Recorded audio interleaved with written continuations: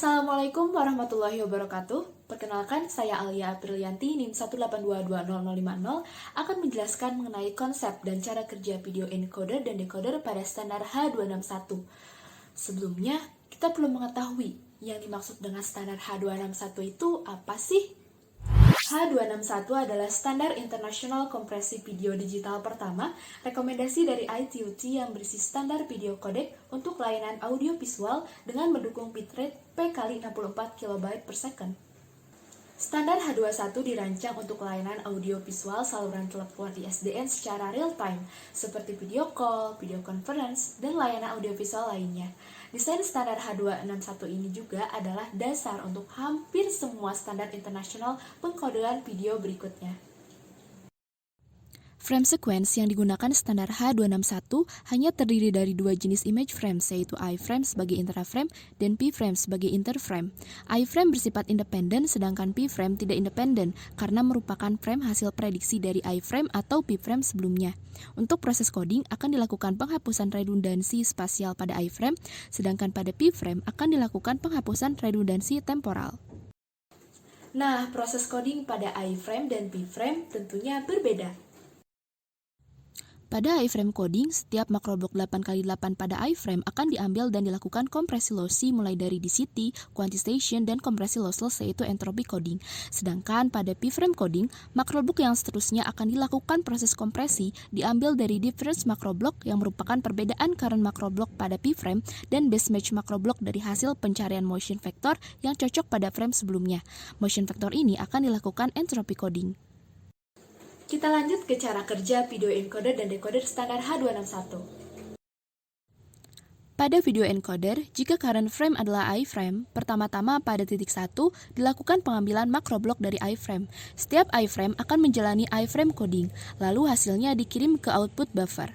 Quantization control berfungsi sebagai feedback untuk melakukan encoding rate control process ketika output buffer terlalu penuh. Selain itu, hasil koefisien density terkuantisasi untuk iframe juga dikirim ke inverse quantization dan density dan akan sampai di titik 4 sebagai iWaveframe hasil proses decoding.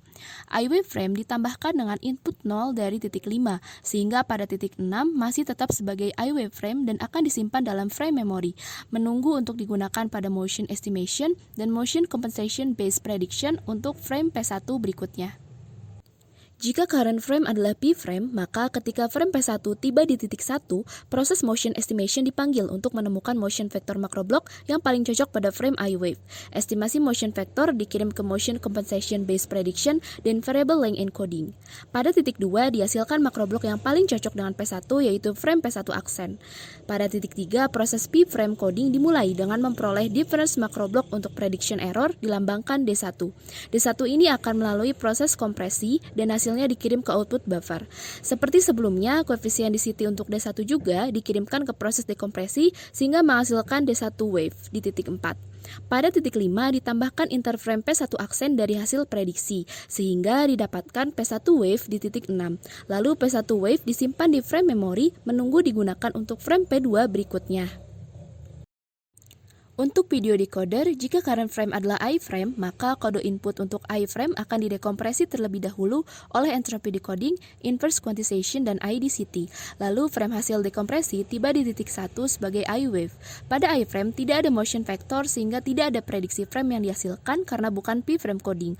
Lalu tidak ada penambahan pada frame iWave, sehingga frame melewati titik 4 tetap sebagai iWave, lalu iWaveframe akan dikirim sebagai output pertama dan disimpan juga dalam frame memory. Jika current frame adalah pframe, maka selanjutnya kode input untuk interframe P1 didekompresi dan hasil prediction error D1 wave diterima di titik 1. Karena motion vector untuk makroblok saat ini juga dilakukan entropy decoding dan dikirimkan ke motion compensation based prediction sehingga akan dihasilkan makroblok P1 aksen berdasarkan motion vector di titik 2. Kemudian P1 aksen melewati titik 3 untuk dikombinasikan dengan D1 wave.